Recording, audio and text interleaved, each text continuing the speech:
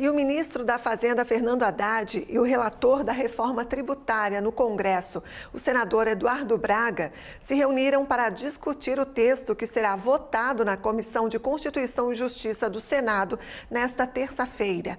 Em entrevista coletiva, Haddad confirmou que vai haver mudança no texto e estima uma elevação de 0,5 ponto percentual na alíquota do Imposto sobre Valor Agregado, o IVA, em relação ao texto que passou na Câmara, indicando uma alíquota de 27%, uma das mais altas do mundo.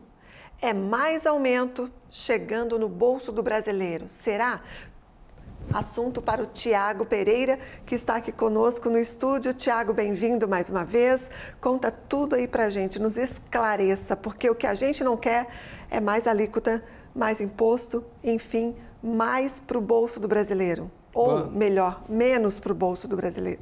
Pois é, boa noite, André, boa noite, nossa audiência. Eu até queria te trazer outra notícia, mas o que eu tenho para hoje é mais impostos, ou seja, de 27%, que já é uma carga alta, com esse 0,5%, a gente chega no 27,5% e pode ser até mais, André.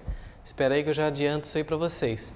Na coletiva que a André citou, o ministro disse que está tranquilo da segurança do texto, que terá essas revisões e que o governo terá uma maioria boa no Senado e que pretendem promulgar ainda esse ano a emenda constitucional. Horas, fechando o ano, o governo Lula bate o recorde de notícias ruins e de desgoverno, culminando com essa nova notícia de que a reforma tributária será, com toda certeza, a mais cara, com uma das maiores alíquotas do mundo.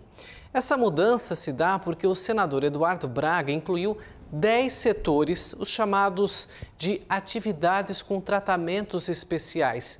E aí, meus amigos, a conta não fecha. O governo, com uma máquina inchada como está, não teria a arrecadação que precisa e o ponto final é empurrar mais meio ponto percentual no bolso do brasileiro que não aguenta mais pagar impostos. Acha que está ruim? Pois senta, porque vai ser ainda pior. Como o governo não quer e não sinaliza nada a possibilidade de reduzir os gastos, só há uma alternativa: aumentar a carga tributária. Os especialistas já sinalizaram que essa reforma, ao invés de tratar os iguais como iguais, está criando cada vez mais benefícios a grupos que têm mais poder de lobby em Brasília, que são, obviamente, os beneficiados dessa revisão.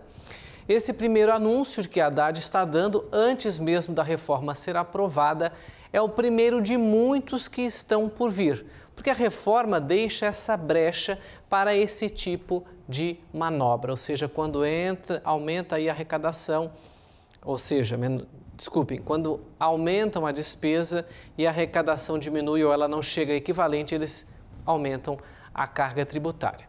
Imaginem como um rombo de 150 a 170 bilhões previstos para o ano que vem.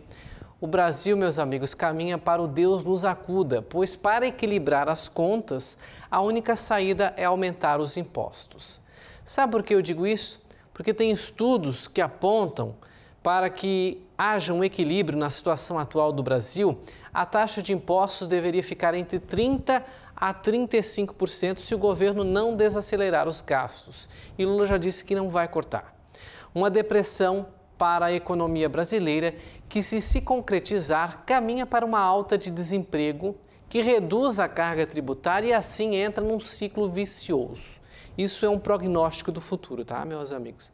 O setor de serviço, aguarde, pois será o mais afetado.